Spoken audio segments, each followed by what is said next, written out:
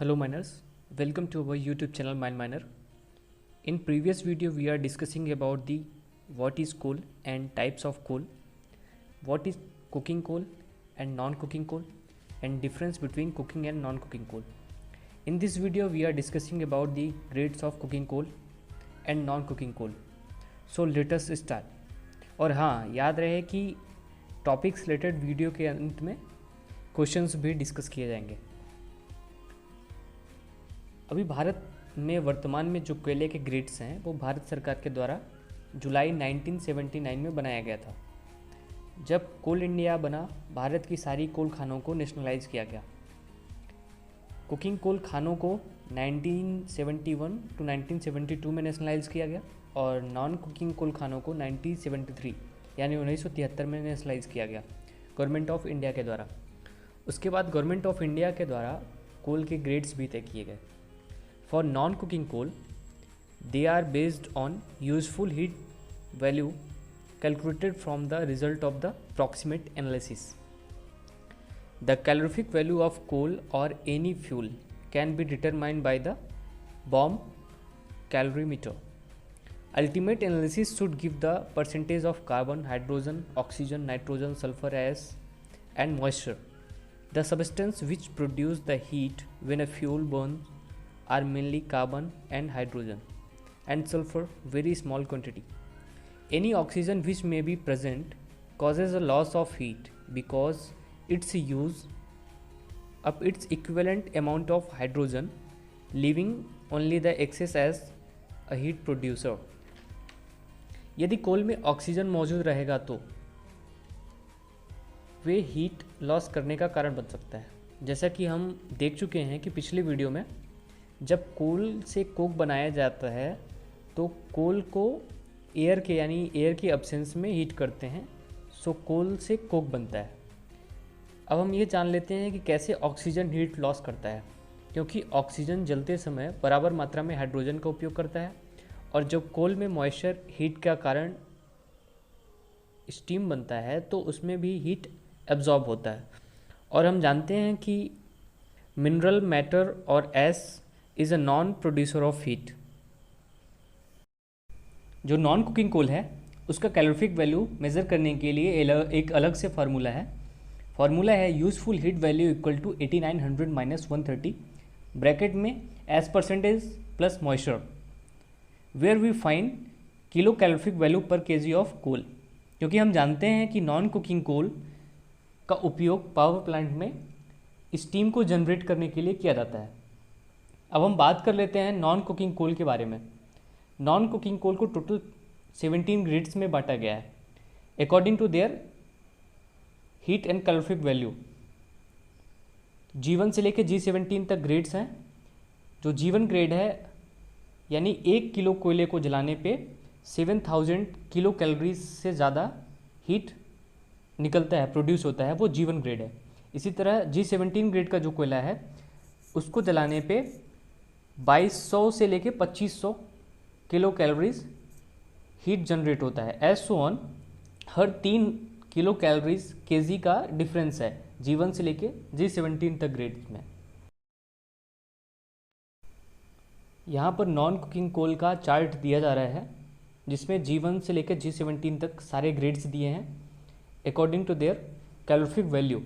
अब हम बात कर लेते हैं कुकिंग कोल के बारे में।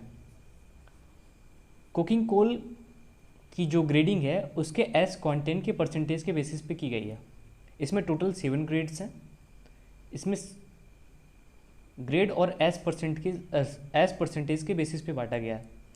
जो पहला है ग्रेड स्टील ग्रेड 1, उसमें जो एस परसेंटेज है वो लेस देन 15%, यानी कि कोयले को जलाने पे जो राखड़ बचता है वो 15% से कम बचता है, वो स्टील ग्रेड 1 कोयला कहलाएगा। जो सेकेंड ग्रेड है स्टील ग्रेड 2, उसको जलाने पे 15% से 18% तक एस कंटेंट बचता है जब हम कोयले को जलाते हैं जलाने के बाद। ग्रेड थर्ड है जो वॉशरी ग्रेड 1, उसको जलाने पे 18 से 21% तक एस बचता है। फोर्थ ग्रेड है वॉशरी ग्रेड 2, जिसको 21 से 24% तक एस बचता है। पाँचवा ग्रेड है वॉशरी ग्रेड 3, जिसको 24 से 28% तक एस कंटेंट बचता है जलाने के बाद। जो 6वां ग्रेड है वो है वॉसी ग्रेड 4, जिसमें एस कंटेंट 28 to 35% बचता है। जो 7th नंबर ग्रेड है वो अनग्रेड है, मोर देन 35% जो एस कंटेंट बचता है उसको अनग्रेड कहा गया है। एक और ध्यान रखने योग्य बात है, आंध्र प्रदेश में जो सिगरैनी कोल फील्ड है वहाँ के कोल की ग्रेडिंग फिक्स नहीं है, क्योंकि कभी वहाँ कुकिंग कोल निकल जाता है और कभी नॉन कुकिंग कोल। अब हम बात कर लेते हैं कुकिंग कोल के बारे में। कुकिंग कोल को एयर के एब्सेंस में जब हीट किया जाता है उससे जो सॉलिड निकलता है उसे हम कोक कहते हैं, और जो कोल को हवा की एब्सेंस में हीट करते हैं सारे प्रोसेस को हम कार्बनाइजेशन कहते हैं। The coal which is capable of carbonization is said to process coking property, यानी ऐसा कोल जो कैपेबल है कार्बनाइजेशन के लिए उसे किकिंग उस कोल की उसकी किकिंग प्रॉपर्टी कहलाती है।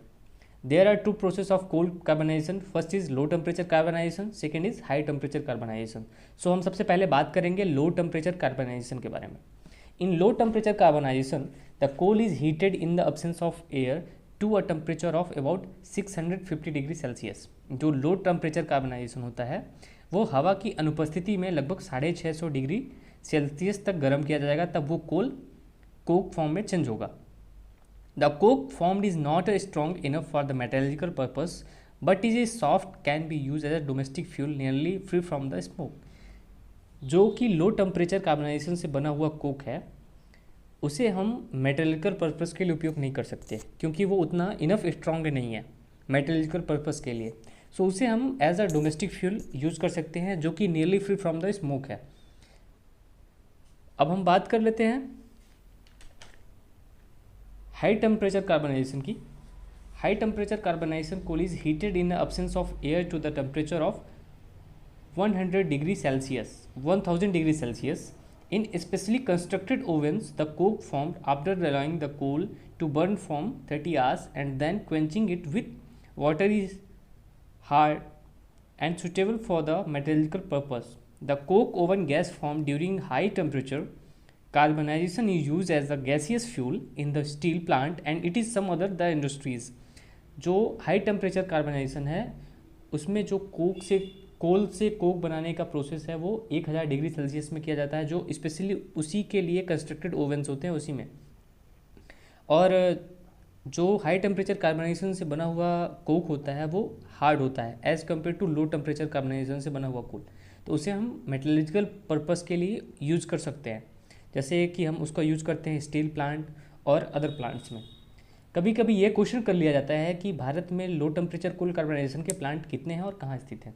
सो भारत में जो लो टेम्परेचर कार्बनाइजेशन के प्लांट हैं वो 2 जगह स्थित हैं, पहला है आंध्र प्रदेश में और दूसरा है वेस्ट बंगाल में। आंध्र प्रदेश में जो लो टेम्परेचर कोल कार्बनाइजेशन प्लांट है उसका नाम है रामकृष्णपुरम में है, और जो वेस्ट बंगाल में उसका नाम है धनाकुनी, जो वेस्ट बंगाल में। लो टेम्परेचर कार्बनाइजेशन का जो पहला प्लांट है आंध्र प्रदेश में उसका प्रोडक्शन है 900 टन पर डे, और जो वेस्ट बंगाल में है उसका प्रोडक्शन है 1500 टन पर डे। सो बात कर लेते हैं टॉपिक से रिलेटेड क्वेश्चन के बारे में जो अपन डिस्कस करने के लिए बोले थे। तो हम सबसे पहले क्वेश्चन की बात करेंगे। फर्स्ट क्वेश्चन है कोल इंडिया का नेशनलाइजेशन यानी कोल इंडिया का फॉर्मेशन कब हुआ। सेकंड क्वेश्चन है भारत में कोयले के ग्रेड्स कब तय किए गए थे और किसके द्वारा तय किए गए थे। नेक्स्ट क्वेश्चन है किसी भी फ्यूल का कैलोरीफिक वैल्यू नापने के लिए किस यंत्र का यूज किया जाता है। और नेक्स्ट क्वेश्चन है कि भारत में कुकिंग कोल के कितने ग्रेड्स पाए जाते हैं। सो थैंक यू, मिलते हैं नेक्स्ट वीडियो में, तब तक के लिए जय हिंद।